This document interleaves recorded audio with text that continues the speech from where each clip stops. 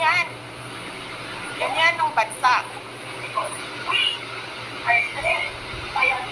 Its country is going to get because we are led by a person who doesn't know how to be a president and who is a liar.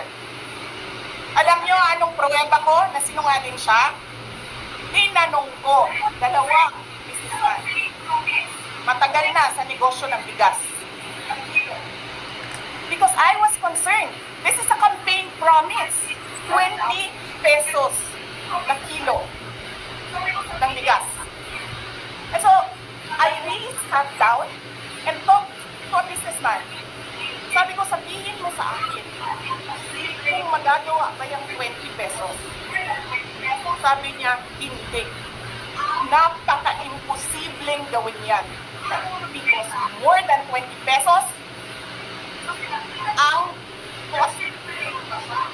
Paano ka magbenta ng kalugi? So, tinanong ko, nagsinungaling ba siya nung sinabi niya?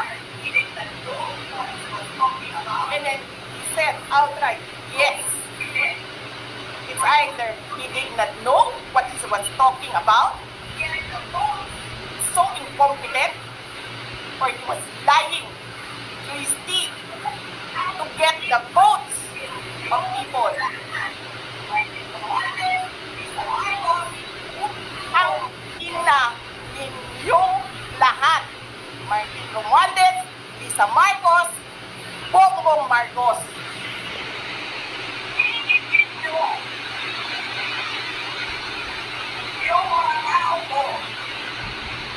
Inigit-git nyo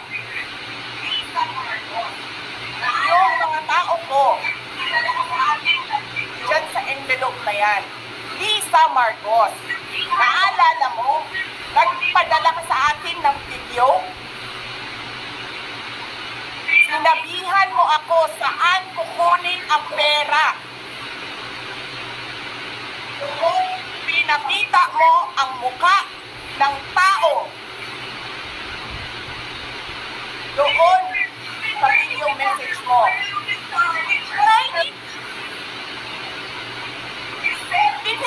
She's been working with us for the longest time. We trust her. You sent me written instructions about money. Millions a month. Anong nakalagay doon sa envelope? DepEd. Anong ginawa ko? Binigay ko sa DepEd. Wala kang nabuka.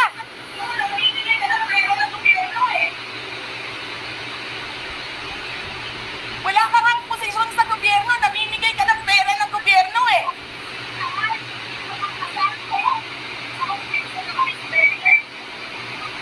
Di ba? No, yung tangal. Sabi ko,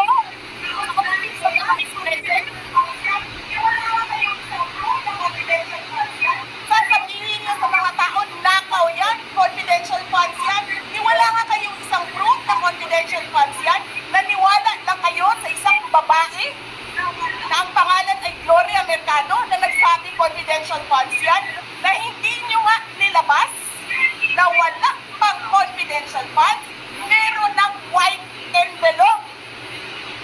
Kasi 2022 pa lang, ang kinamuka, may utos na ng pera sa DepEd.